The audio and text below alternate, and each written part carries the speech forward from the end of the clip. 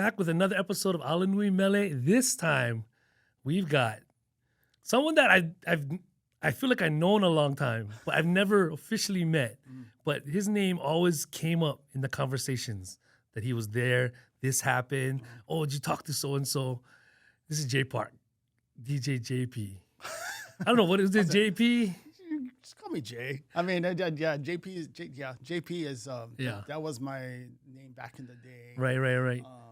But yeah, But I mean, to me personally, because I'm younger, and then legendary backstory is my sister went to school with you. Yeah. And the way I found out about you and DJing, as well as with Richie Aki, is I used to steal her mixtapes.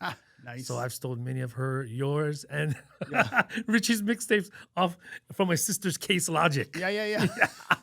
And that's kind of how I learned about mixing besides the radio though. Yeah. Those mixtapes got me through high school. Oh, how so? Because literally, Kalihi boy, kind of, what part of Kalihi did you grow up?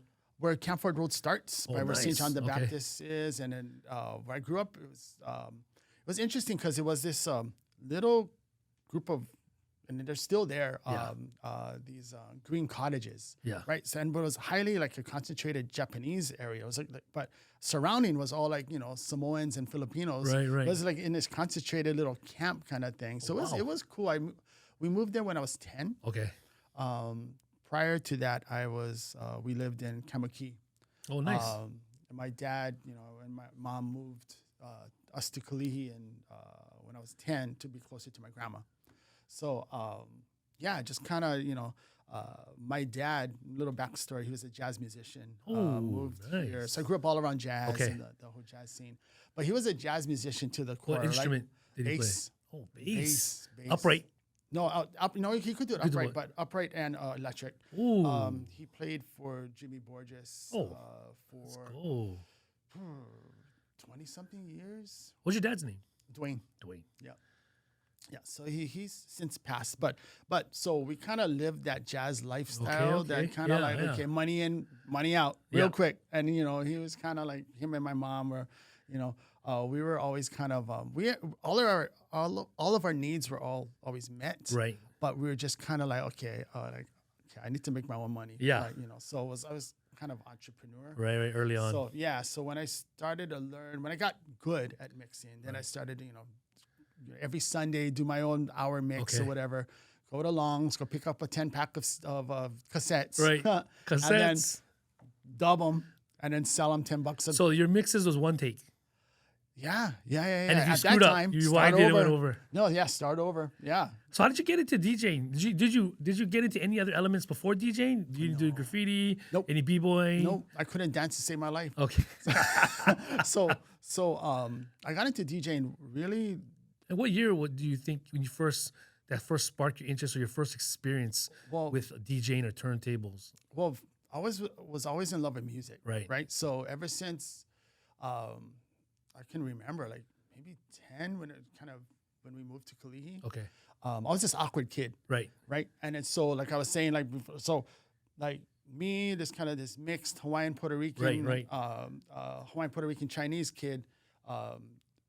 Moving to Kalihi, it was like I kind of didn't really fit in. Filipinos, Samoans. Yeah, it was like, So it's kind of, music was my escape, right? And it was kind of, socially awkward during that time, just kind of like trying to find myself. So I was always drawn to music. So,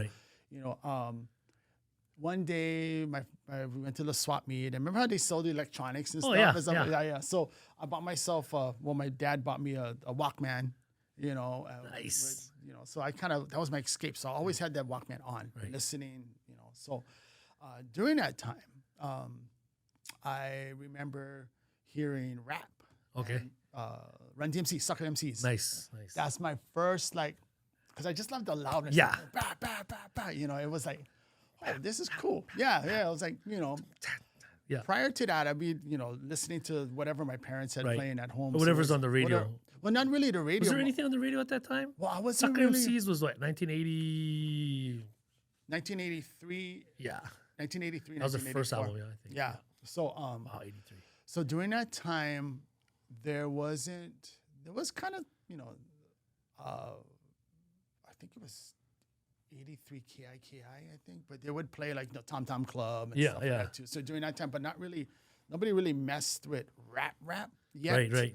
And then I'll fast forward on the radio side soon, but then I forget how I heard it. I think it was like a car passing or something. I was like, what is this? Like, And you're Suck MCs. yeah, I was like, oh, cool. So I got to kind of take a look at. Right. And then there was this music special that they had during this time, and it was on TV. I forget the name of it, but they were on. And it was Run like DMC. when Run DMC was starting to launch. Right. Yeah.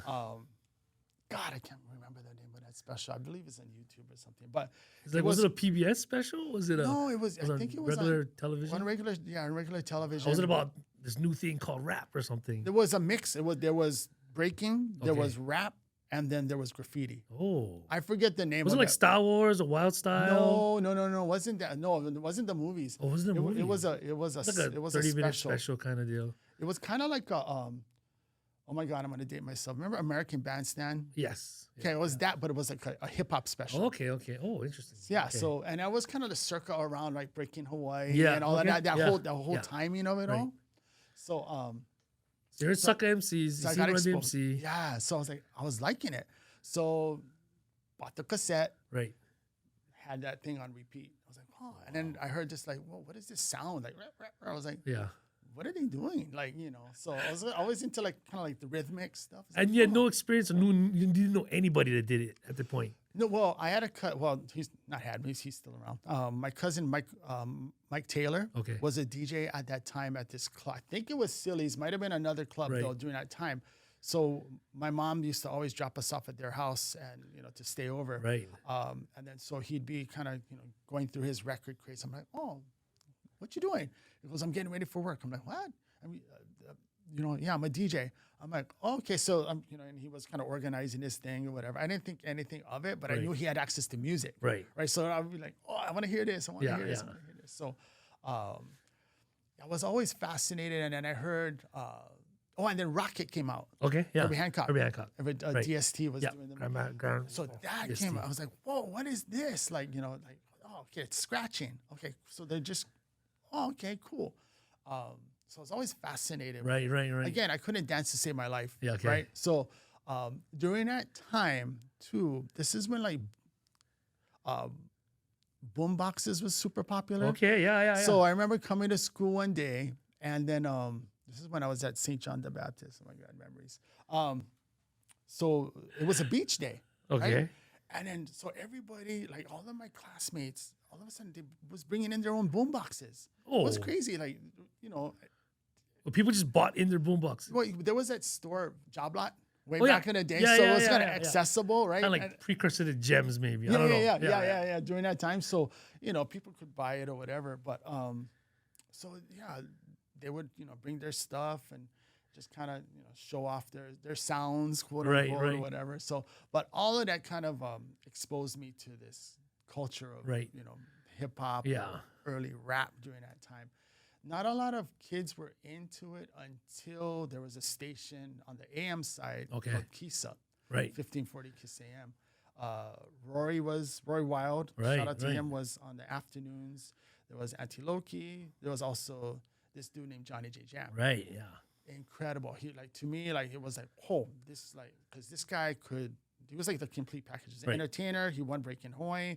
Plus he was a really good DJ. Right. Like because I got exposed to mixes, to listening to his stuff on. Oh, he was mixing on air. Yeah, Oh, on air. okay. And it was him. I think it was this J Love, I believe. But that's the first kind of organized mixes that I would hear, and I'd be like super fascinated Right, about how right. they would blend it. Yeah. Kind of how they would transition. Because again, music was my escape. Right. And what age were you when you were listening to Kisa? I want to say I just maybe 13. Maybe 13. Couldn't be more than 14. But that's when I started. Wait, this is cool. Again, Right. To me, it was an escape, right? Yeah. So, So not knowing technically what it really was, if it was No. even a culture, if it was, what is this? yeah, exactly. And then my parents were like, they were kind of into it. But What did your dad think since he was a jazz musician? my dad wanted me to stay away from anything that had to do with music. Right. It was like because he was Yeah, living that it makes lifestyle. sense. Yeah, it was Right. like but he knew that it was for me again it was an escape. again, when I was going through elementary school into intermediate, I never really fit in, right?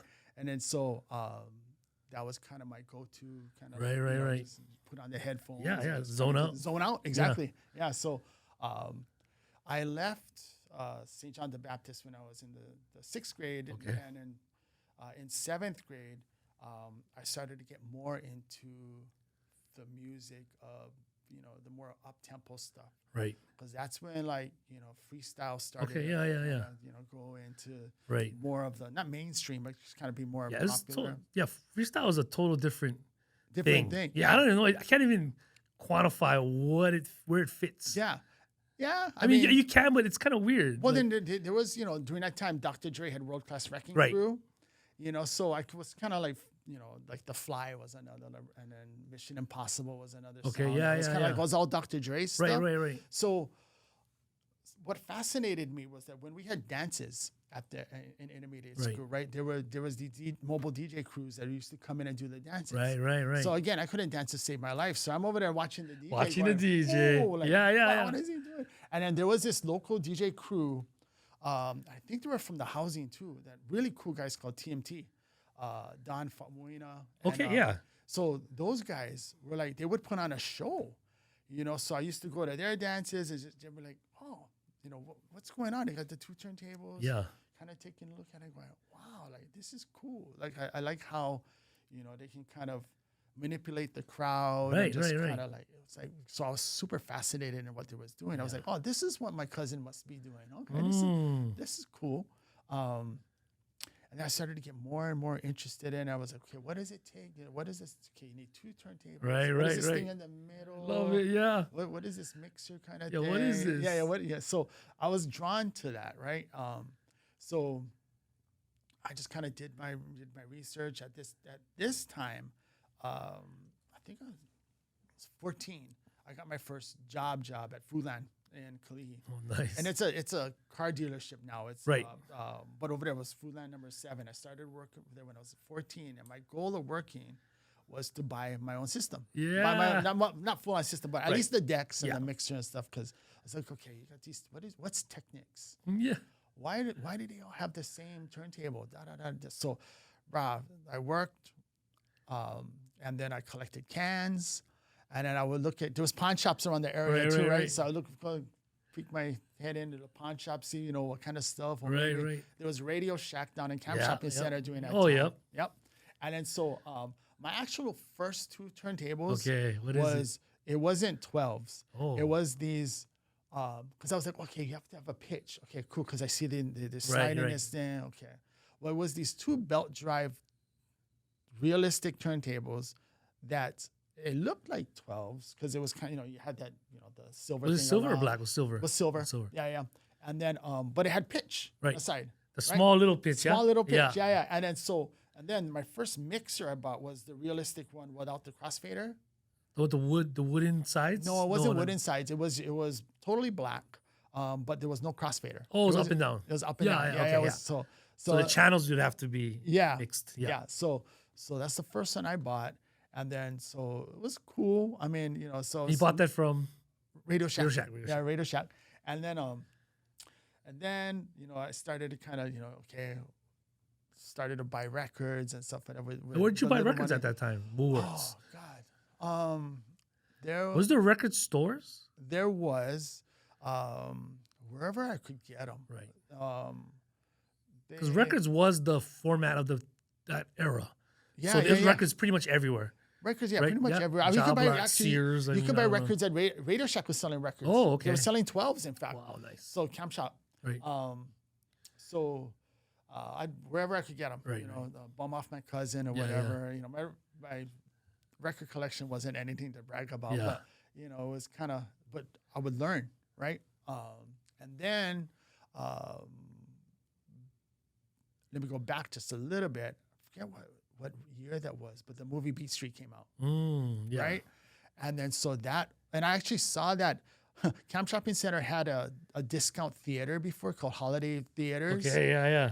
It became I think like a KB toy store. I think it's a GameStop now. But in that corner, they had like you could watch them. You know, when the movies were on there, like their tail end, you could watch that movie like for like $1 or whatever, right? So that's like, so me and my friend at that time, we were like, okay, let's go watch this movie, Beat Street. Right. So we saw it, and I was like, Yeah. that movie, like 'Cause Beach Street was 84. So all of this happens within a span of less than 2 years. yeah. Wow. Yeah.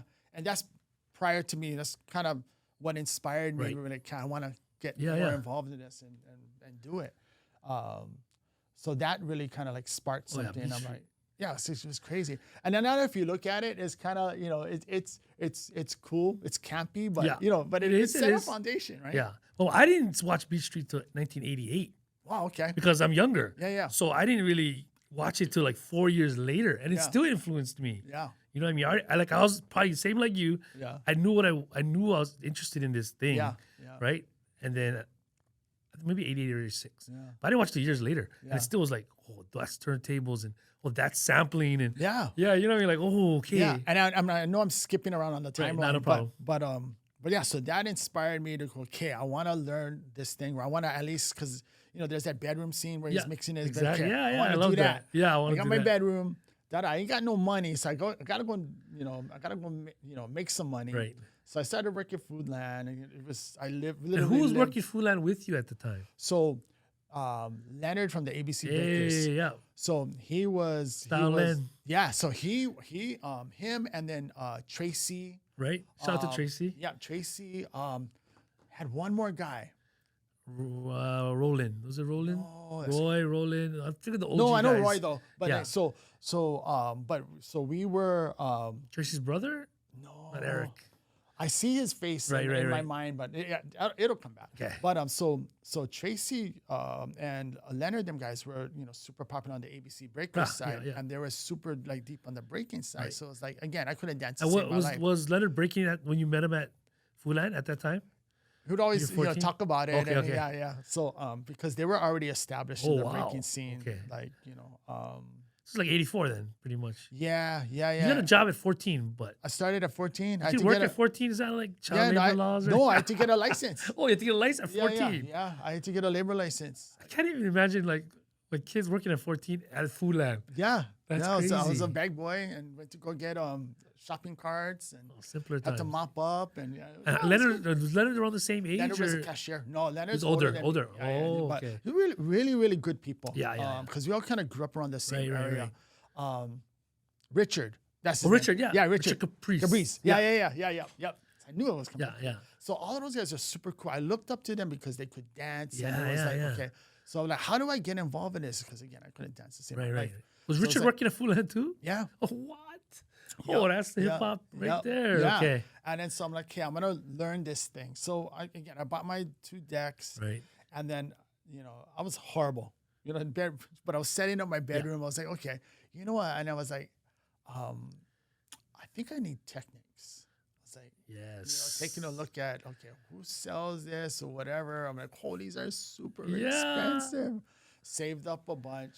I ended up buying my first set of Technics. From, you remember where? Shirakia. Oh, yeah. Sure, Kia had it. Shirakia. Yeah, Shirakia. And then I thought, so I kept that other mixer, and then I bought the other realistic mixer with the crossfader. Flat crossfader, yeah. And then That's and what then I wanted. had the tape and the phono, right? Yeah. And the little thing. To it's like, transfer, yeah, exactly. You use that. Yeah, right here. Yeah, Yeah. it's like kind of, you get the calluses. Oh, yeah. So I did all my high school mixes on Wow. those, on But that, on the real, that was the mix. I used to go to Radio Shack and just look at it. Yeah. You know what I mean? Right? Yeah. You look at it like, oh, And one the day. crossfader was so Yeah. tough. And it was, It was long. Yeah. Okay, so you made your mixes. all on those. Yeah. So you started like mixing and recording yourself freshman year of high school, was it? I started practicing at Okay. my freshman into my sophomore year. I never really recorded it because I didn't have equipment. Yeah. So I started to build, Right, yeah. we used to go to thrifting all the time. Yeah. So I used to go Salvation Army Right, and right, go to the right. electronics section and see what they had. So I bought my first tape decks from over there. Yeah. Bought my speakers from over there. So all of it was kind of, the only brand new stuff I had was my turntables and my realistic mixer. Everything else I bought from, Salvation Army and Goodwill. But I found some cool stuff. Yeah. So I utilized those. So, in my junior year, I started to, think about what I wanted to do, right? Because I like mixing, but I really think about, monetizing it or selling or being a tapes DJ. or being a DJ. This was something I did to pass my time in my Right. bedroom because, this is kind of just what I like to do. So my really good friend at that time, his name is Brian Cheng. Right. DJ Mr. Good Vibe in Las Vegas now. Like he's Right. still Shout out still Good killing Vibe. it. Yeah. Good Vibe. So you guys are the same class together at Climbing Up? 91. Yeah. Oh, okay. Yeah. So I also started to get interested in the recording aspect. Okay. Being a recording engineer, I was thinking that, because again, the music, right, was my escape. I was like, I would love to be a part of the recording process, right? So I took a look at, was doing research and, just kind of, what does it take to record an album? Right, and all right, those right. different things. It just so happened during that time that Brian's dad owned his own recording studio, New Studio Hawaii in Doe Cannery. Oh, okay. And his dad was? John Chang. John Chang. Yeah, Hoku Award. He's a legend. winning, Yeah, legendary. Legendary. I mean, was key in the whole Hawaiian movement. Right. During that time, he was recording, groups. He did like Mackie Fury, Kaz, everybody, yeah? He was the go-to engineer during that time and producer. And he owned his own studio. Yeah, in Doe Cannery. So he basically, he's the guy that kind of gave me the break into, it wasn't for him. Right. None of this would, he's the one that gave me the break because saying, hey, do you want to learn this? If you're serious about it, you can come around the studio. You're Brian's good friend. Yeah. We think you're cool. Come around. Yeah, right. So I used to hang around that studio all the time. Wow. And just trying to pick up stuff, right? Just kind of spend the time, kind of learning how to clean tape heads. Right, yeah. That stuff like that. Just kind of like, this is a reel to reel. Reel to reel, yeah, reel to reel. This is a 24 track. Right. This is a real audio mixing board. Yes. And I was fascinated with that stuff. This is like junior year. Yeah, my junior year. I started to get more involved in hanging out. When I wasn't working at Foodland, I was over at that studio. Wow. And then I was in my bedroom making mixes. During that time, I started to record myself. Okay. Because I started to get a little bit better. Right.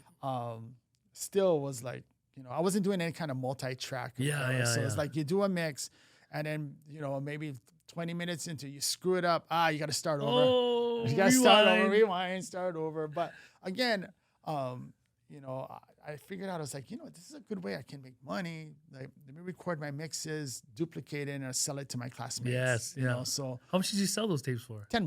Well, that's pretty good back in the day. You can buy a 10-pack for like $6 or whatever, Maxell or TDK, and then you just flip it for like $10. $10. Yeah. So make $100 easy. Yeah. Just before CDs and stuff like that too. So, that's what I did. I was working and selling my mixes, and that's so. Brian was always into. He was a drummer, right? So he was always into music as well. Right. Yeah. And with his dad being who he was, his dad kind of mentored me. Oh, nice. So I ended up being an intern for when he started his record label, Kahali Music. Oh, okay. So I was by the tail end of my junior year, I was interning for them.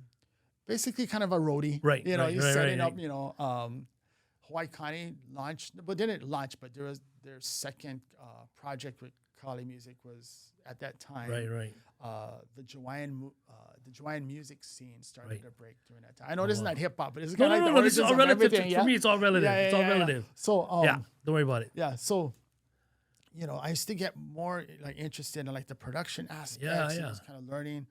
I couldn't audio engineer to save my life, but I wanted to learn. Right. So, they would take me to the gigs. I would set up their equipment and kind of just learn the process there. Through that, I started to meet a lot of people in the industry. Okay. So by the time my senior year came, I literally was like, okay, I want to be a recording engineer. I kind of know what I want to do. And I wasn't thinking about DJing full time. You were just DJing. I was DJing, selling tapes, and just for fun. And then, but I was like, hey, I could kind of maybe do something with this.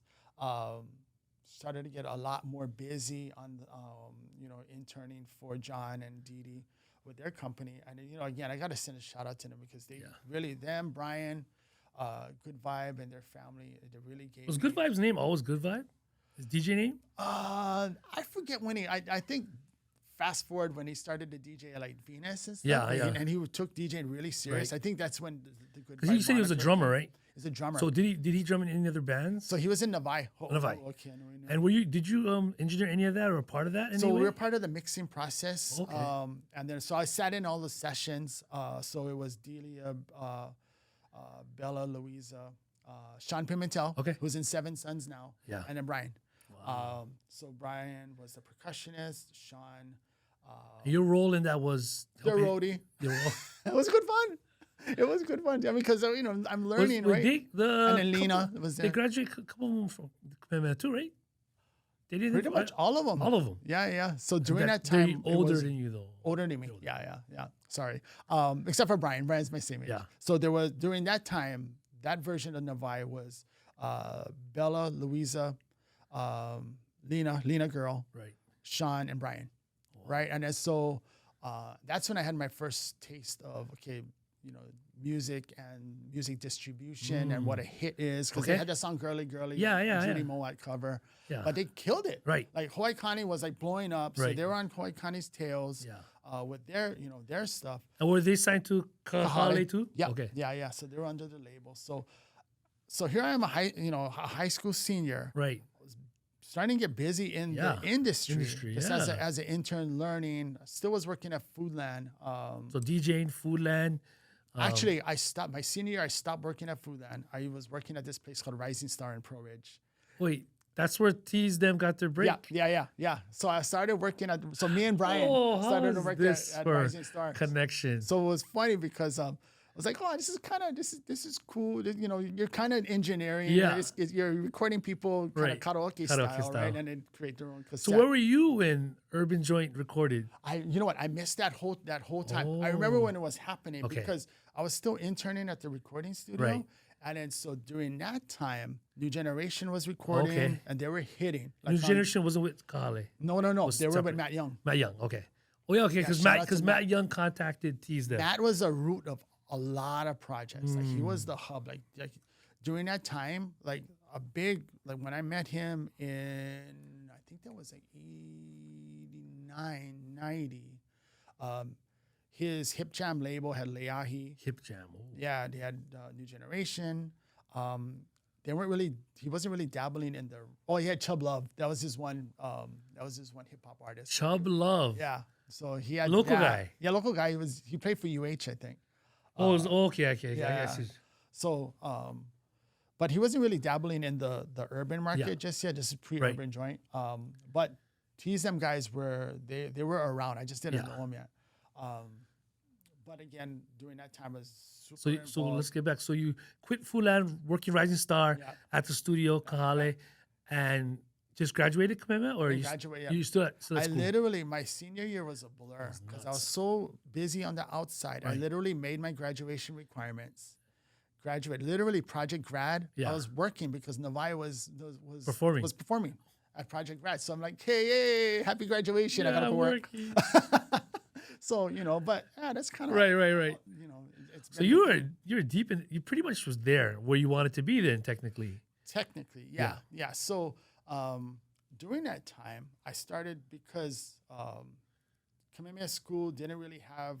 Again, I was focused on audio engineering, right? So in my electives, I picked the closest thing that I could get to audio engineering, which is TV production. Yeah. So shout out to Miss Chi. Oh my God, Gillespie. Miss Gillespie. She was my teacher too. Oh, for real? Wow. Yeah. So she was amazing, but she kind of mentored me on the TV production side. Right. Yeah. So it was kind of, to me, that's an element of the recording process as well. It's just another element, which is the TV production side. So I started to learn that at the same time I was DJing, in my bedroom recording cassettes. And at that time, it was pretty much hip hop, stuff like Boogie Down Productions. Right. Stuff that was hitting during that time. So my cassettes would be a lot of Public Enemy. Right. Yeah. Kind of that genre. Right. So I was focusing on kind of that. But I would throw in some hits or whatever. But I was never really kind of paying attention to what was on the radio. Right. During that time. But getting back to New Studio Hawaii was a hub for everybody. So everybody recorded there. So from New Generation to New Studio Hawaii. New Studio Hawaii. Who ran that? John Chang. Yeah. So that was his studio. Oh, and his label was Kahale. Kahale, yeah. So during that time, I would meet everybody. Yeah. Right. So I met Matt. I met the guys from New Generation, and then we had our stuff with Hawaii Kani, and So fast forward, I graduated. Kamehameha schools in '91, and then I was like, okay, I'm learning a lot. I need to work. So I started to look for jobs around. Right.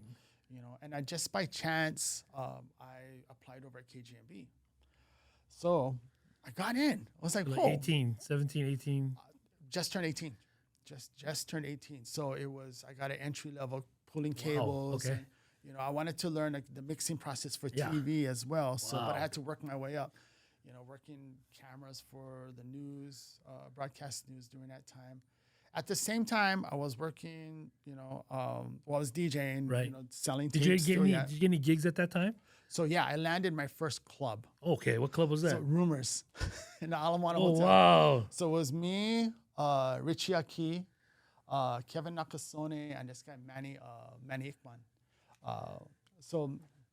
And how'd you get that gig at Rumors? I think Richie got one of my cassettes. Because Richie was already DJing. He was He's DJing out. over there. He's Yeah. Richie Aki already. Yeah. And he was doing Right. it. He was like hitting it. He was also a flight attendant during that time too. Wow. But he reached out to me, and Manny because I think at one point in time all of their DJs quit because they had DJs on staff. Wow. Right. So I think the DJs And Rumors was walked out. hitting back then too, right? It was hitting. It was. What was the clubs? What was the clubs back then? Rumors. What other clubs was really hot at Rumors, that point? Point after.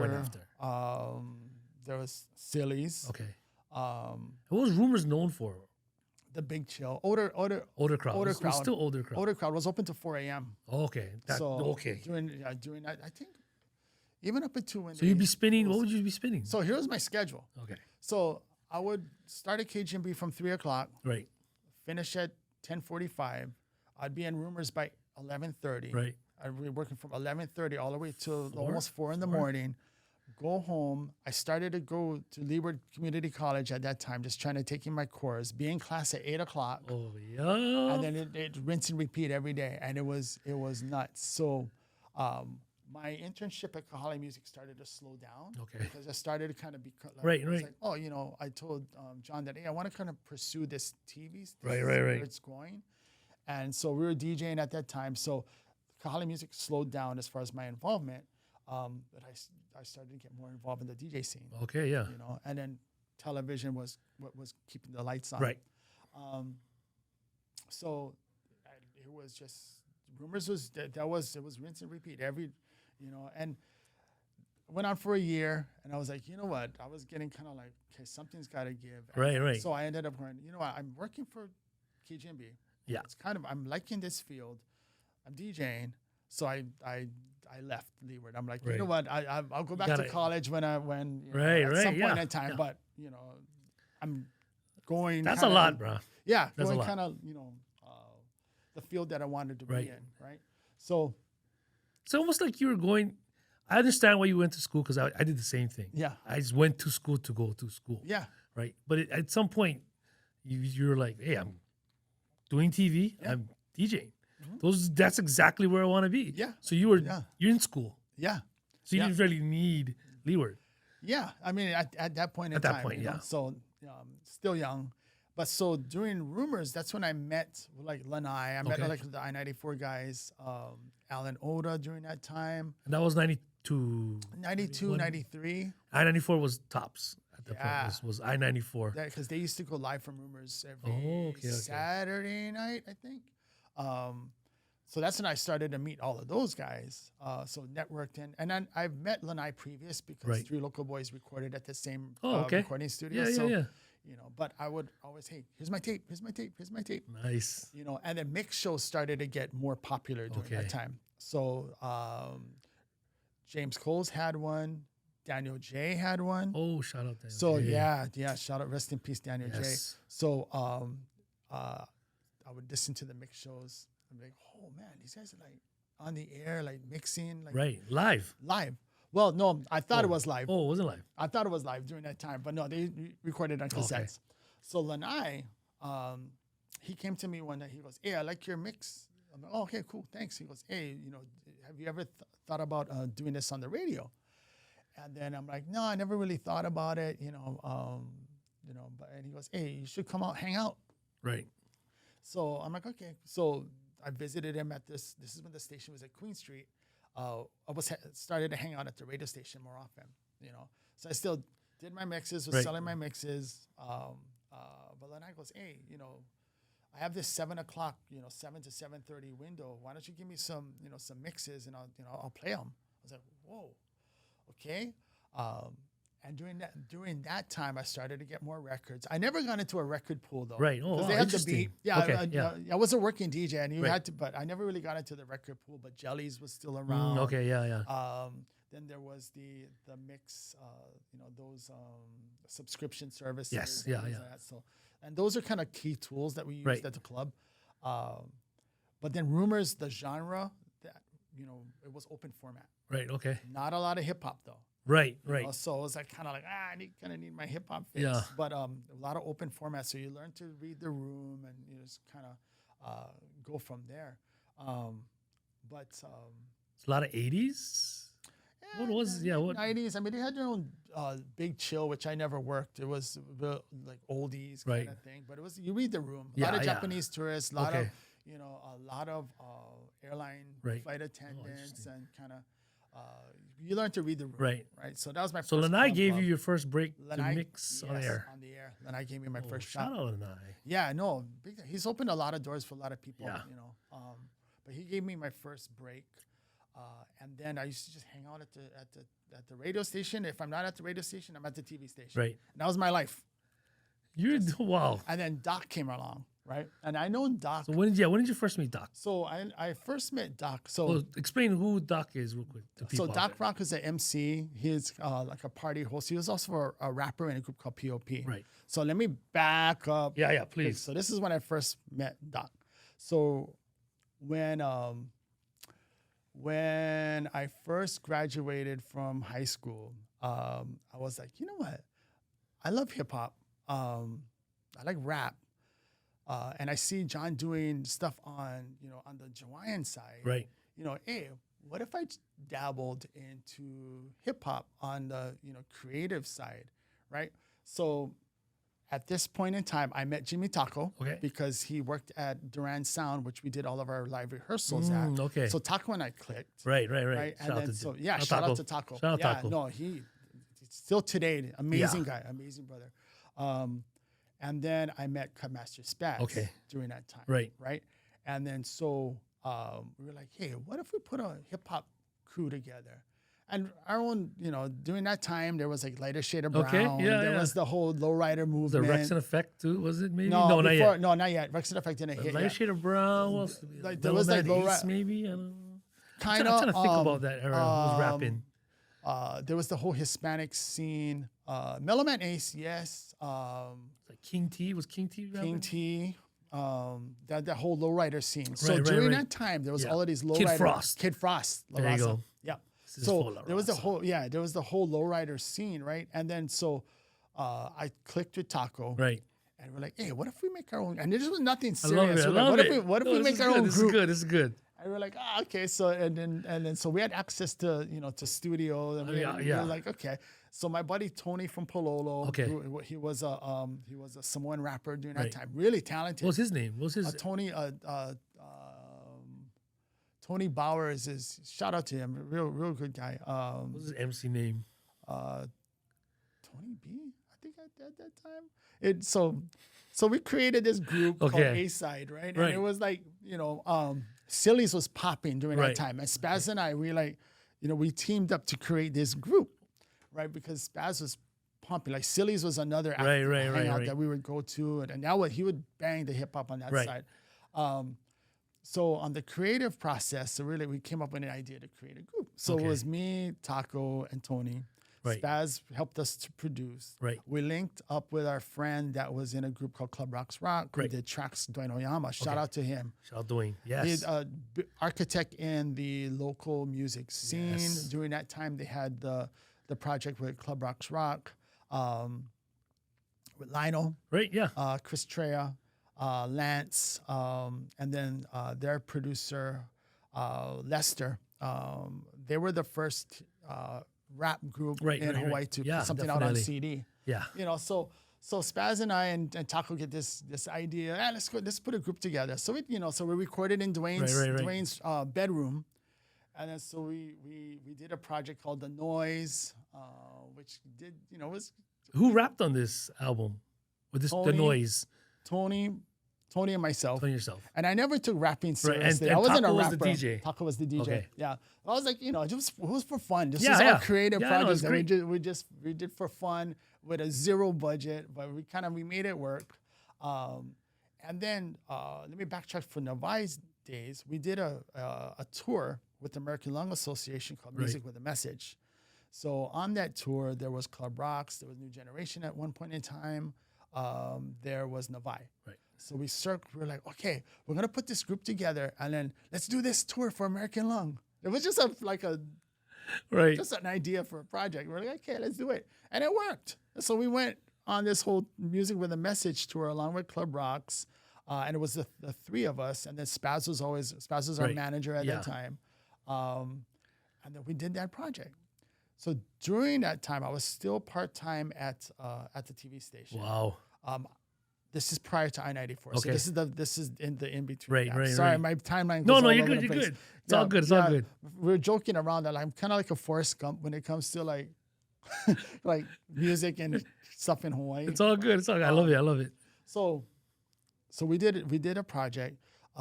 We did the tour, and then Tony at the end of the tour goes, you know what, I want to do something else. Right. So like, okay, so all right. And you guys are like, nah, we're still doing this. And then so Taco and I go, okay, what do we do? At that point in time, Chris Treya, Mr. Chris left Club Rocks Rock. Okay. And then we teamed up with Spaz's brother, Andrew. Right. And we're like, okay, let's put the group. We'll have Chris, and we'll have Andrew, and then me, and then Taco's the DJ. Right. So we did the whole A-side project. We released the cassettes. So 3 MCs. 3 MCs. And Taco DJing. Well, 2 MCs and one guy that tried to act like he could rap. Which was me. It was not it. But I'll say 3 MCs. Because I was a DJ at heart. Like, But what Taco used to get so mad because we used to go rehearse at Durant Sound. Yeah. And then, we do our rehearsals, and I'll be like, Taco, let me jump on for a little bit. And I'll be like, just kind of wanted to DJ. Because I was a DJ. Right. You're like, and he's like, nah, dude, I'm the DJ. Yeah, exactly. You're the rapper. We did a bunch of lowrider shows through that. Wow. We did lowrider shows here and the Big Do you remember the Island. chorus? The one you used to always chant with the A side, not the B one on side. B-side, yeah. So Not we the did one that on B project. side. Yeah. How did it go again? We're the A side, not the one on B side. Come choose your side and let's go for a ride. Yeah. Super campy. Super campy. It was like, Thank you. No, and then so we ended up getting like shows. Right. We opened up for TLC. Yeah. We opened up for Zapp and Roger. Okay. We did a bunch of You did a couple shows at the Aloha Tower too, right? I was there this one. Yeah, we did. So did you guys do Young Black Teenagers? You guys open for them? Were you guys at that show? No, I believe I was at that show. I think Urban Joint did that show. Yeah, you guys didn't open show. for that. No. We did the one at the UH. That was Farside. Farside and Booyah Tribe. Farside Booyah Tribe, and that's the first time we were like. So we did that show. So it was us. Then I think it was Tasho them's guys too. Homonaka's open now? I believe so. Yeah, no, it was. Yeah, it was Wow. Homonaka's. Was us, Homonakas, and then Farside, and then Then Booyah Tribe. Booyah Tribe, yeah. I was there. Holy cow. Yeah. It was crazy, but it was peaceful. It was peaceful. I talked to Taco about this when we had a podcast. Yeah. Which you guys can check out, pbshawaii.org, ALANUI MELE. Check out all the podcasts. We have Taco. We actually talked to Lionel from Club Rocks Rock about exactly what we're talking about. Yep. We talked about this Booyah Tribe story. Yeah. And I remember I was there. I seen you guys. I seen Nakas. Yeah. And Farside. I was there for Farside. I like Booyah Tribe still. Yeah. But do you remember what happened when they switched the stage when Booyah Tribe It was came like on. Partying of the Seas. I just Exactly. remember. Yeah. Exactly. We're And back in the balcony going, whoa, what's Yeah, going on here? no, I was telling Taco, I was like, yeah, I was there. I was a little, shorty backpack kid, just Yeah. far side, and I like Booyah Tribe too. But Yeah. I remember, Parting of the Seas. Everything just kind of went. Yeah. All the gangsters came out. Yeah. Straight to the stage, and I was Yeah, like, okay, I'm gonna go back there. Yeah. And I remember, like, I was a huge Booyah Tribe fan Yeah. too, because they had, like, back in the day, they had Psycho Funk. Yep. One Time was another hit. Like, and I just admired them because they're Polynesians doing it. Exactly. I was like, holy cow, like, these guys are And every cool. Samoan kid that I knew always said, "Hey, that's my cousin." Yeah. And then so we did the whole A-side project, Right. and it was cool. Right. It was good fun. And then This is before Rumors, right? no, this is actually right after right after Rumors. Wait. There was no. Overlap, No. overlap. That was no. I was still at Rumors Right. during that time. We did the whole A-side project, Right. and then I got really close to Dwayne. Okay. And then again, DJing was my heart, Right. right? I left Rumors. Spaz started a party at this club. So Spaz left Silly's. Right. During this Yeah, he time, talks right? about this. And too, we were yeah. like, we used to live at Silly's. Right. Again, KGMB, in my bedroom during that time, because I didn't start the radio yet. But mixing in my bedroom, or I'd be at Silly's or at Dwayne's house doing tracks. So Spaz left Silly's, Right. started a party at this club called Areni's Right, in Coral right, Ridge, okay. called House Reca. Right. During that time, I teamed up with Doc, and I started to get really good in DJing. Right. So Doc and I teamed up.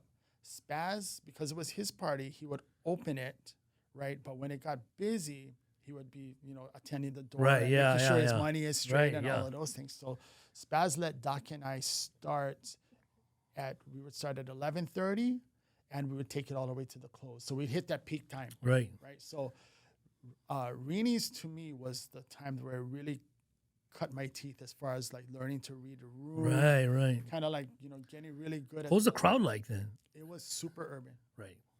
Super urban. It was in Pearl City, right down the street from Buzz's Steakhouse. It was out of Waikiki.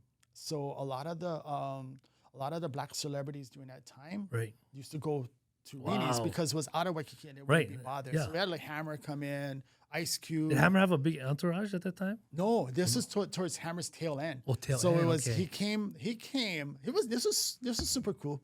He came with his dancer that was from Hawaii, Right. Yolanda. Shout out to her. He came in a Honda, and then they just pulled up, and I was like, hey, wait, that's Hammer. And he was friends with the owner of the club. Right. So and it was like it was the crowd was rough. It was like DJing for Showtime at the Apollo. Wow. If you were good, they loved you. If Right. you sucked, they told you. Oh, I love it. Yeah, I love it was That's crazy. awesome. It was great. It was crazy. But so that was a good run. That was like yeah. a couple years. And was who else was DJing? Was Kevin Luke? So Kevin Luke did. He came and he did a bunch of guest slots because Okay, we yeah. would have like competitions and Right. stuff. Oh, shout out to Kevin Luke. Like Yeah. during that time, like Kevin started to work with me at KGMB. Right, because he's queuing. He's actually I talked to him a lot about this ALANUI Yeah, yeah. Mele, and he's actually queuing me in and like sending me videos and Yeah. information, and Kevin he's like was a wealth of amazing. knowledge. No, he was super amazing at live remixing too, because he would take Yeah. instrumentals, throw in the acapellas Right. and different things, different blends. He's awesome. So you're working with him at the.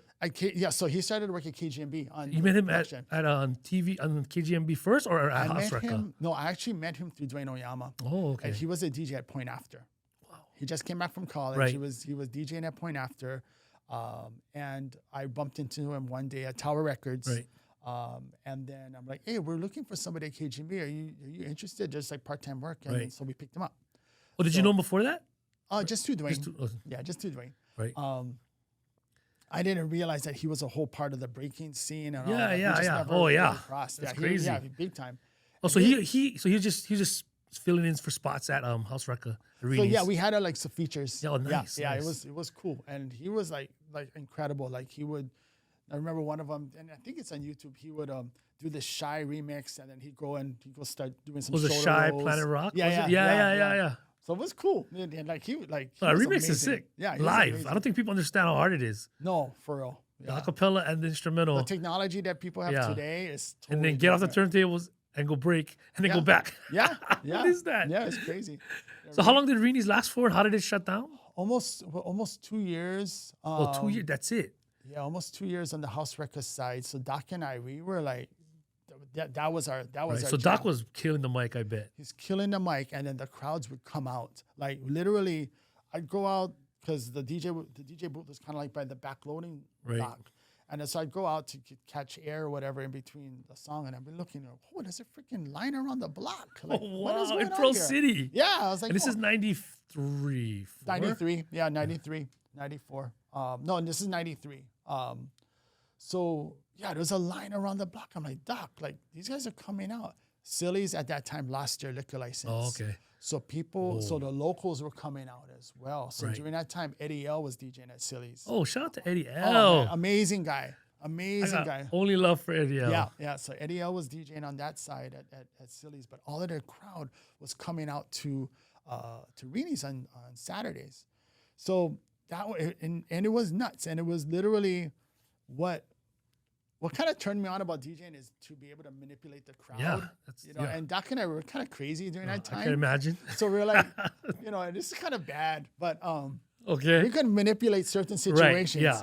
So we're like, Doc, do you want to go home early tonight? We're getting paid the same anyway. Right. And then we're like, Doc's like, okay. So this would be like at 2 o'clock. Oh, because you guys had a license to 4. Cabaret to 4. Wow. So it was like in Pro City. Pro City. And it was like 2 o'clock. We're like, okay, Doc, all right. Well, I'm going to go deep then. So we started to play like, Ice Cube's Natural Born Killers into some low tempo kind of stuff. We're like, okay, we're kind of making the atmosphere thick. Yeah. I was like, okay, watch, 5 minutes is going to be a scrap. Yep, sure enough, there's a scrap. Okay, we're going home early tonight. Okay, so real quick for people, like what are Don't some of do the that, by the what way. are some of the records you'd play? What are some of the tracks you'd play that you knew already would trigger So during scraps? this, so during this You time, said Ice anything- Cube. Natural Born Killers, Yeah. anything like on the lower tempo Okay. hip hop side, during that time there's like Conscious Daughters, there was AZ, Right. so anything that was high to testosterone, Yeah. and or Onyx, Right. Slam, Like Winnie Woo, maybe? not really. I mean, just kind of just new. I would also play a lot of dancehall. Okay, because yeah, it was yeah. an open format. Yeah. So I'd play a lot of dancehall into harder hip hop, joints, into more some commercial stuff because bass and booty music started Yeah. to take off Okay. during that time. And like clockwork, you can make a fight happen. Yeah, don't do that, by the way, DJs.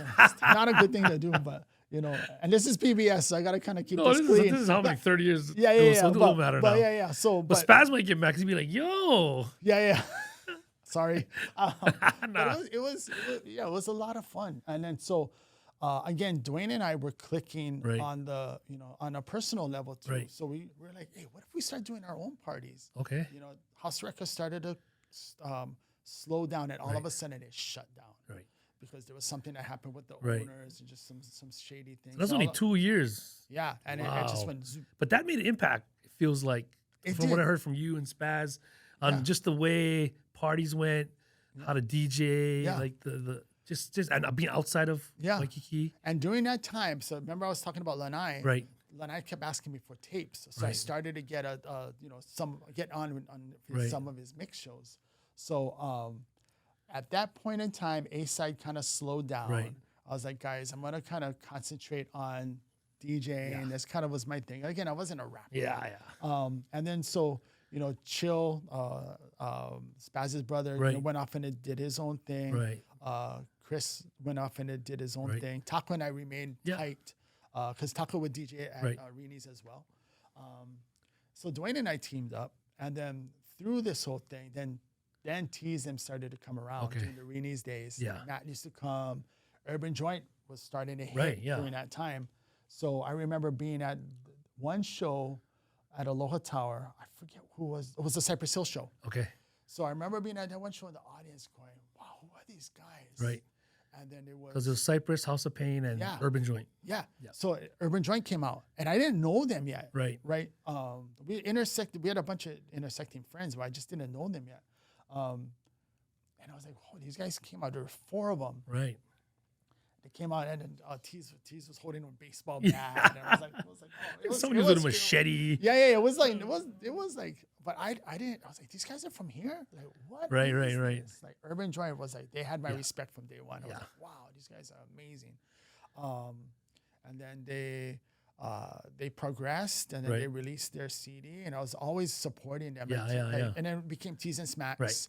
Right. They were deep in the scene. I was always play their stuff, and so I got to know Tease during that time as well. Really, and Smacks, Right. really good guys.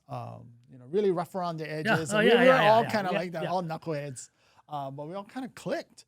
And then so Dwayne and I teamed up along with our good friend Brandon B. Chung, who was a part of Tease's The Urban Joint Clique. Okay. And then so we teamed up together. We started to throw our own parties. Oh, okay. And then so during this time, Ronnie Yurong from TNG Right.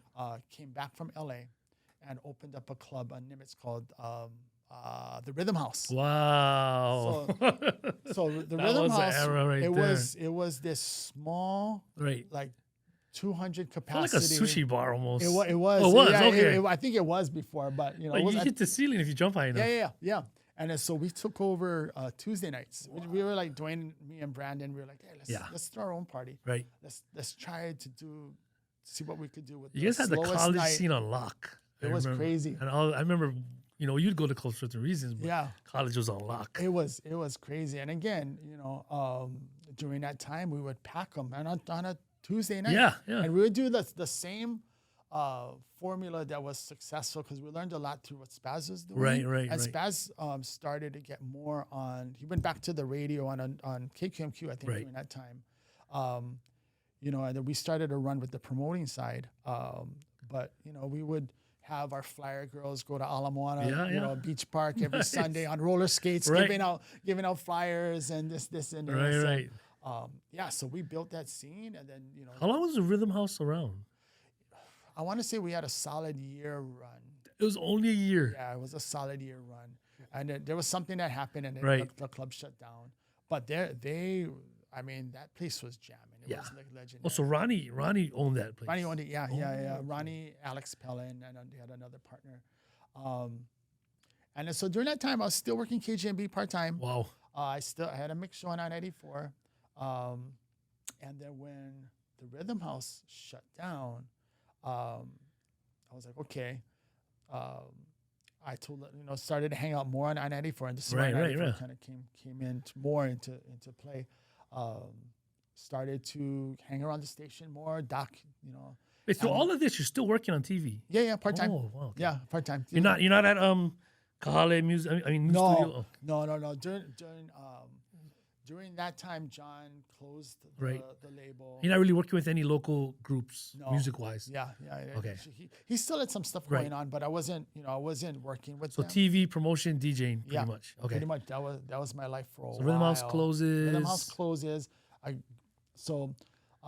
Doc and we get an opportunity from the program director of I-94, this guy, Alan Oda. Right. Now, Alan was a visionary. He was a major, he was a force to be reckoned with when it comes to programming in Hawaii. Right. The radio scene during that time was super, we were on each other's throats. It was guerrilla marketing. Yeah. And it was us against KQMQ. Right. And during that time, Spaz went to KQMQ. Right. We were building the I-94 side as far as its urban identity. Yeah. But Alan was a straight up visionary, and he would give a lot of local artists the shot to be on regular rotation. Oh, nice. It's different now. Yeah. But during that time, it was Bad News Bears in radio. Right. So I-94 we would have, Naughty by Nature on, and, followed by freaking, whatever urban artists. And then, he'd have a fringe category where he'd give local artists. Oh, that's awesome. Yeah. So we're at one point in time, we had all of this, we had Jay-Z. Yeah. We had, this is when Ja Rule, all of those things started to hit. And then he would play a remix of Naleo. Oh, awesome. Rest of my, I was like, Whoa, but that was just kind of the variety of That is a visionary. yeah, Too yeah. bad the vision isn't lasting. No, he took a lot of I wish chances. it was still there. I give him credit. And we weren't owned by Clear Channel just yet. Okay. So it was still Right. kind of locally owned. Right. But there were, we were super active in the community. So Right. we broadcasted live. So Doc and I ended up, because of Alan's opportunity, landing a Friday night mix show live at, on I-94 Yeah. during that time. And we had, like, as long as we peppered in some of the hits, we Yeah. could play whatever we wanted. Oh, that's awesome. Yeah, so we would, break a lot of urban artists, just pepper in with the hits just a little bit. Right. But all of that stuff was live. Oh, love So it. we'd have Studio B, we'd have, K Smooth, we'd have like Mixmaster B during that time. You were still mixing at this time, or you're Yeah. more producing? More on the air, On the like air. announcer. I would mix from time to time, Right. but we had a whole. Jim Kelly was another Yeah. mixer. Eddie L. Yeah. He came aboard and it was Right. like he would make these custom remixes that Right. we would put in regular rotation. Wow. So during that time, we did a lot of shows with Matt Young because he would come, bring in the hottest artists, we'd Right. be the presenting radio station, and we would, break, like we would do a series of shows. So I started to get to know Matt on a personal level. And during that time at I-94, he was developing a group called Tenderoni. Okay. Wow. Yeah, the girls out of Waianae. Right. So, and then they got their shot. They got signed to Yabium Records. That from was Matt. Sony. Then that was Matt that Wow. brokered that, right? Right. So he gave them that opportunity. They ended up on the Soul Food soundtrack. And Right. we were in the thick of it during that time. Yeah. Right? This is 95, 96, 97. Right. Right? And then so Tease would come around, but Tease was really involved during that time. Urban Joints slowed down. Right. So Tease was teaching this class in Waianae High School. They actually made their own radio station. Wow. It was that's cool. awesome. Yeah. They made their own low wattage radio Right. station where you could catch it in Nanakuli and Right. Waianae. And once you're out of Nanakuli, you can't Yeah. catch it. But he was teaching the kids and being super positive, Right, giving back right. to his community. So he shout out to Tease because Yeah. he's like my brother. So Matt would come around, and then Matt one day he would bring Derek Raming and he was in this group called Afro Rican. Right. Give it all you got. Give it all you got. Yeah. Yeah, so he would bring Derek Raming around. Maurice Starr, he was Wow. from the guy that founded New Kids on the Block. He'd Yes. come around because he was looking for local talent and Oh, stuff. So wow. he'd spent a lot of time with us, but Matt had this idea. He goes, and again during this time, booty music Right. was starting to get super Right. popular, and there was these Booty bass music. yeah. So there were these ghost groups, Right. right, and then so they had Ghost Town DJs, Right. which was actually a Little John project. It was a ghost Oh. group, but he produced it, Didn't know that. and then so So that you was- mean ghost groups? You mean ghost groups? ghost groups like Ghost producers, ghost MCs, ghost MCs, everything. and they would send them out, and Right. those won't be those are not the Yeah. guys on the record, Yeah. but They just make the hits. Yeah. make the hit, yeah. So, and then there was Quad City DJs Right. who we had come through for Brown Banks to Stardom. So there was that whole scene. Right. So Matt had this idea. He goes, "Hey, what if we did this blend of, because I'm friends with Derek Raming, what if we did this blend of Florida meets Hawaii? Right. What do you think about this? Let's do this project called Hightown DJs." Right. Oh. And then so he brought Tease and I together, going, "Yeah, I have this idea. We're bringing this girl China to come in as she'll be the dancer, but it'll be, Jay, you be the DJ, and then we'll be Raming and Tease, and China would join in as a dancer." Raming also, he already had so Give It All You Got kind of was a hit. Yeah. He had this song called All of Puerto Rico, which was on a soundtrack. So Matt's concept was to create this group that fused together Hawaii and Miami. Miami. Yeah. And I'm like, during that time, I'm like, shoots. Yeah. I took a break from KGB during that time to focus because things were happening on the radio side. Right. So I stopped doing TVs. Again, I was part-time, right? So I left and I was concentrating on the radio side. So that was another element on the radio side. Go, okay, let's put this project together. Yeah. So we did it. Derek, Raming, and Tease had that whole dingling idea. Yeah. That was actually recorded in Sea West Studios in Big Island. Oh wow, Big Yeah. Island. Yeah, yeah. Oh, that's yeah. crazy. And then, so that was good fun. So this was like, people don't understand. Maybe not. Maybe don't know. This is created for a certain genre. purpose almost. Yeah. This yeah. is gonna hit. Yeah. this. It was super targeted. Right. Targeted. Yeah, Targeted. So Matt and Derek pitched the idea to a company called Regency Records, Restless Records, I'm sorry, which Right. was owned by Regency, which was a film company. They did Okay. like Pretty Woman. They Right. did, Oh, It was wow. owned by this Israeli guy, Arnon Milchan. And they bought into it. And then, Matt was like, oh, we got a deal. I was like, okay. Like, all right. So he goes, okay, if you guys' first single is going to be the Dingling song that Yeah. we recorded in the Big Island. I'm like, okay. Okay. Sure. Sure. And, I'm 23, 24 at that Right. time. going, just rolling with Yeah, it. yeah, Going, yeah. all right, cool. So again, had the mix show. We were doing a lot of, club appearances. right. We were like heavy in that. And then I-94 is going on. And then we took on this Hightown DJs project. So that took a life on its own. That was crazy because it was, we went on tour with it. We did the project. We went to LA. We did a showcase. We did a showcase on a battleship in New York, What? which was freaking crazy. Because during that time, it was a BMG new music Okay, like yeah. a showcase. Like a new right? music seminar thing. Kind of, yeah. And so Wutang had an offshoot group called the Grave Killers. Right. Yeah, so there's Gravediggers. Gravediggers, yeah, Gravediggers. Gravediggers. So Yeah. they performed. Blink 182 was there. There was like brand new on their thing. They were Wow. performing. Yeah. I was the DJ in between all of these acts, No DJing on a ways, battleship, and then we did the whole Hightown DJs rollout during that time. Gravediggers, Blink-182, and Hightown DJs. Yeah, Dingling. it was because they were all BMG. It Right, was a right. BMG showcase. Showcase, right? yeah. So we did that, and then went back to LA. We did a bunch of tour dates. It was crazy. It was fast paced, and it was. And was nuts. that a gold record? You know what? Come on, gold record. It did. Right. It did. Again, we were young, not knowing the business too much. Yeah. It hit. Publishing was an issue. Oh, so you guys never got any of it. No. I mean, we made a little bit on. Yeah, the Tease touring. talks about that. Yeah. So, but we learned the business Right. Quick. Because it happened so quick. It happened so quick, and it charted. It was on all markets. There was a lot of radio promotion budget that went through it. Right. So all of that is kind of recoupable.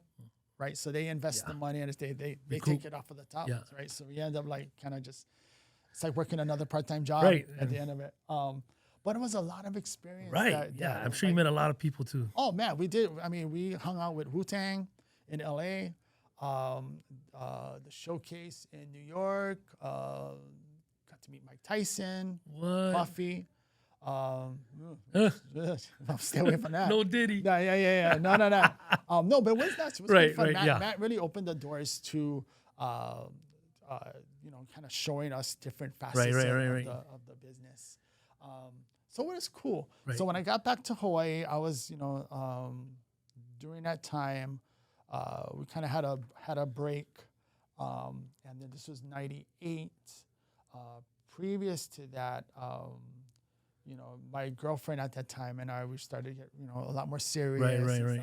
I had my first baby. Okay. So my son was born in '98. Hey. So. 98. Yeah. I feel so old. Yeah, because Christian was born in '98. And then so I'm like, hey, I'm a dad now. Yeah. Radio's cool. I'm still Right, running right. and gunning. And at that time, I-94 became the mainstream station, right? Right. So, and we had like pretty much, and this is right before Mind Tactics. Okay.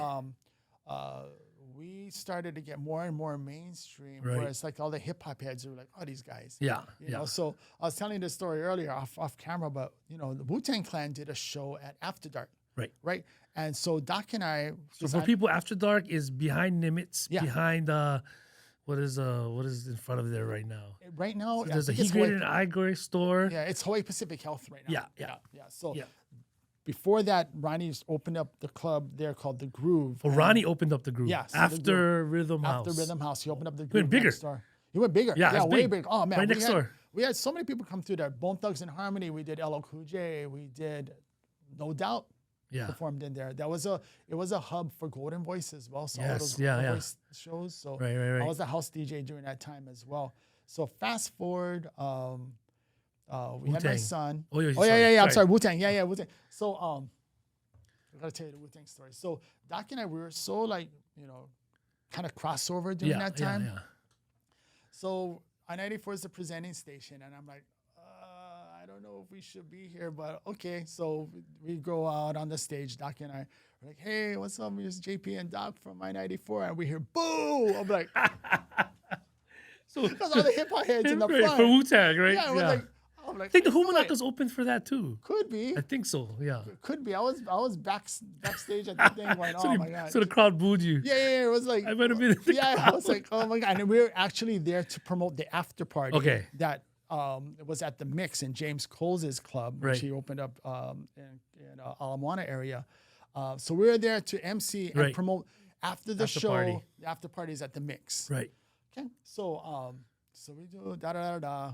So we ended up at the Mix. So I'm spinning. And then Wutang Clan comes. Oh wow. They all come. They all come. So Doc and I were, we're doing our thing. The Right. place is packed. You're spinning. I'm spinning. And then I get a tap on my shoulder. He goes, oh, give me the mic. And it's ODB. Oh, old dirty bastard. Yeah, dude. I'm like, oh my God, rest in peace. Rest in peace. I tell this story and I can still kind of like get sensory overload. This is hilarious. So ODB comes in, takes over the mic. He's doing his thing. So the other guys from the Wu-Tang Clan were around. Right. And then cocky me, I'm like, hey, let's do a shot. And then ODB said, man, I can't be drinking, but okay. Well, he said that. I can't be, but okay. I can't be, but okay. He said Yeah. something about being a Cherokee Indian or something. He was so off. It was I love fun. it. I love and then, it. so he had his hair and all that Right, stuff. right. And he had this, I remember this, he had this amulet of this alien. You know, Oh. the Yeah. kind of glow in the dark kind of thing. He goes, oh, okay. So cocky me, I'm like, okay, let's go shot for shot. Right. So I'm DJing, da. And so I forget who took over. Might have been Taco, it might have been K Smooth. Right. Somebody took over, and then I'm like, okay, let's go to the bar. You're drinking with ODB. Yeah, so it's me, Doc. Doc's looking at me Right. like I'm crazy. Yeah. And one of my best friends, John Louise, Okay. who was a big part of our crew during that Right. time. Shout out to John. So we're going shot for shot, just talking stories. This. That's crazy. And then he's like telling me about like all of these conspiracy theories Right. and how we're actually like, this is nuts. He was like telling me stories about how we're actually aliens and this, and this. And we're just pounding them. Tequila. Right.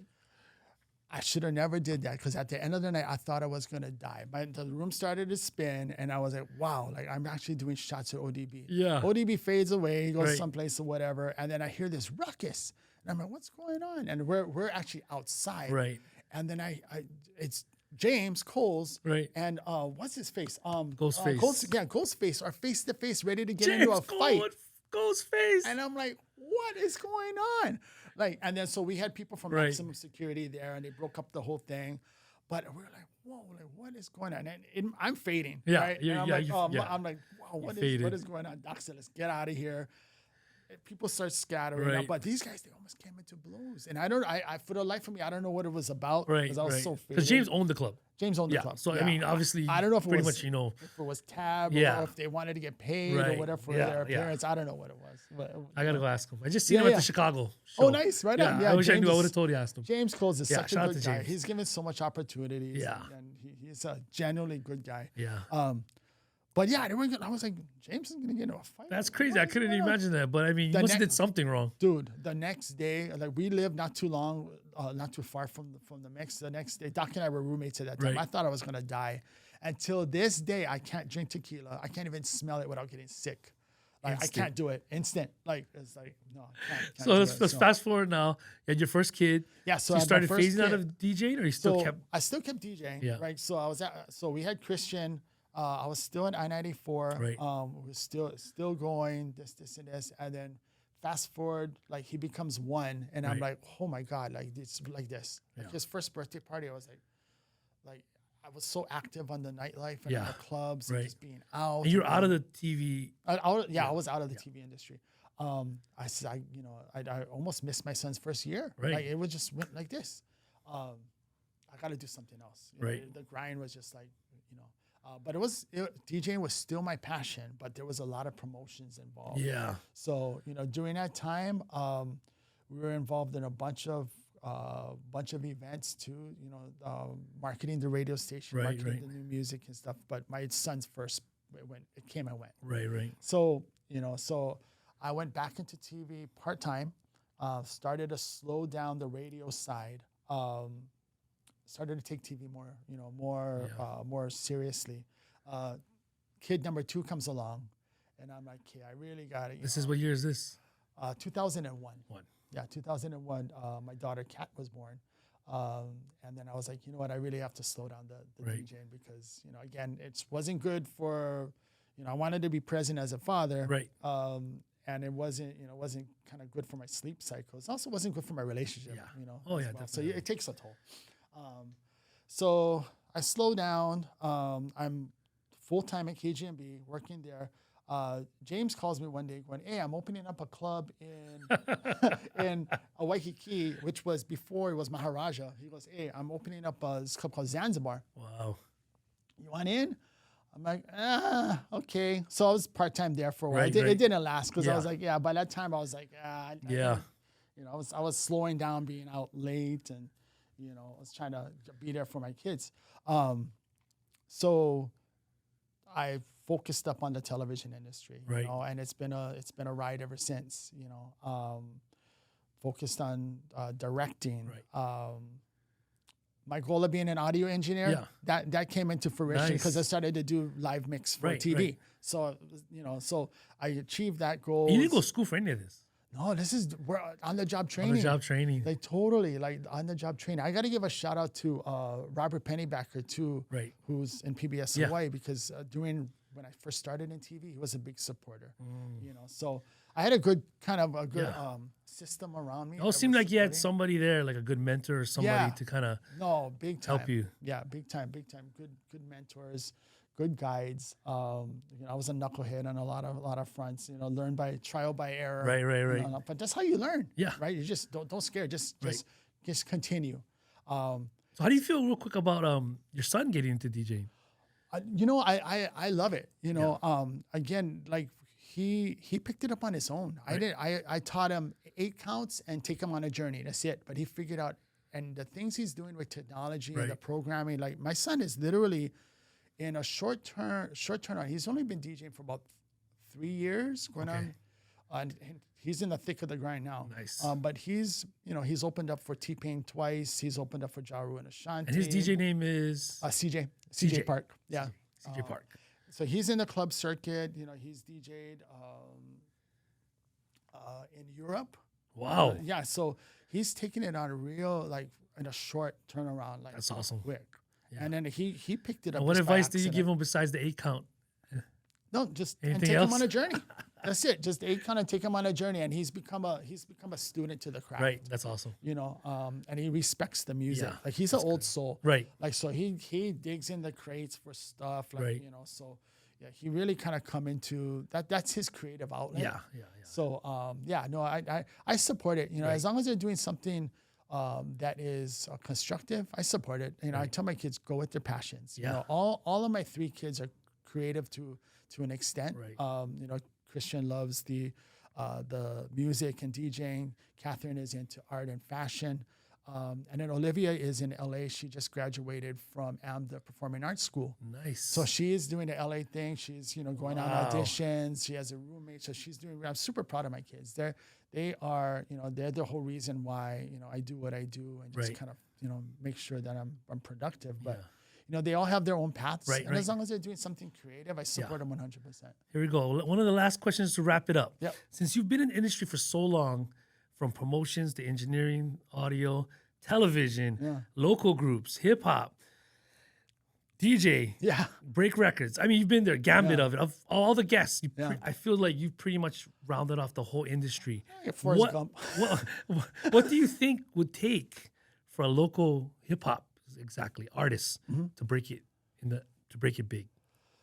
On a national level? National level. Okay, they got so the way it's structured, they have to hit nationally first and come back home. Okay. That's just the reality of it, because they, the first thing labels look at is your marketability. Unless you're gonna go the island music route, Right, which right, is cool, right. which is blowing up. But if you're gonna go on a hip hop side, Right. I'm talking about today's hip hop. today's hip hop. You gotta you have to break nationally first and then come back home. I'll give you an example. Okay. So a nephew of mine, his name is Francis Gora. Franskis. He's a producer in Los Angeles right now.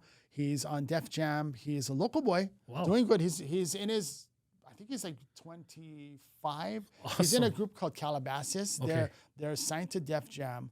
They're on a soundtrack. I forget the name of an animated movie, but he's breaking outside and he with hopes to come back home. Okay. So because the market Makes sense. like they don't understand island style, Right.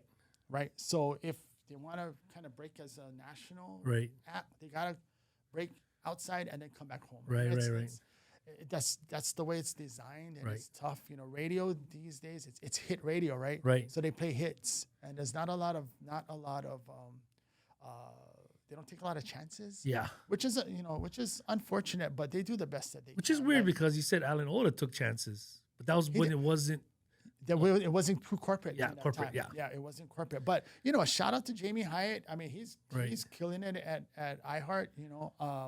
And Patty over at Summit. Kona, all of those guys, Micah. Right. They're doing their best to support the local business as they can.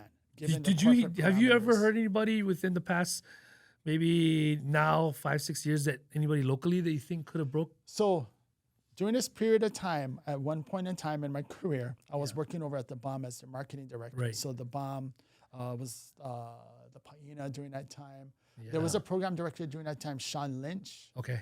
So the BOM was locally owned Right. by VRE. So he would put IA into the Right. mix. Yeah. So IA, he would give local people their Right. shot. But that's on the hip hop side, that's really the last time that somebody really. And Sean is from the mainland. Right. He's an old Interscope executive. Yeah. But he would believe in giving back and giving the local artists their shot. So, I mean, my only advice is make it outside, come back in. Right. What about a local can't hold? You know how some down south, Atlanta, slang, attitude, everything, style has broke mainstream. Yeah. Everything sounds like they're from the south. Yeah. Can that happen with Hawaii? Digitally. Don't leave it up to radio. Right. I mean, I love radio. Don't get me wrong, but don't leave it up to radio. Build your own. Build your own footprint. Angry Locals is doing a great job with that. Cristal, shout out to Cristals, Osna, all of that. Their footprint is bigger than radio. Right. So there's so many different outlets other than terrestrial radio. Yeah. There's the whole digital scope. Right. So you can build your whole identity, socially, as opposed to having to, depend on. Maybe we need to redefine what making it big is. Yeah. No, for real. Yeah. And maybe the old model of radio is just not it. It's different. It's what's been ingrained in us from when forever. And I've been out of the radio industry for a long time, but I still have my feet in the breaking artist side, on the marketing consultancy side. So working with island music artists and so far. I'm working with the one right now, breaking them in the island music scene, but because we're so island music centric. Yeah. And that's kind of where on the from the revenue standpoint, that's where the radio stations are making the bulk of their radio. Definitely. Concentrating on what works for them, which is, like Island, KCCN and stuff. So, but I think you hit it on we have to redefine what success is. Yeah. And what making it Exactly. looks like, because I mean, there's so many different ways to get your stuff out. Right. So, Awesome. Any last parting words? No, thank you for the opportunity. No problem. I mean, life's a journey. Yeah. Life is short. Just do what you love and what you're passionate. And just go with that. That's the only parting words that I can say. But thank you for the opportunity. I really appreciate it. Yeah. Hey, thank you, Jay Park, aka Forrest Gump. Because he said it. He said it. Thank you, JP J Park, for coming to ALANUI MELE on PBS Hawaii. I'm your host, Kevin the Catalyst. Thank you. Peace. Thank you.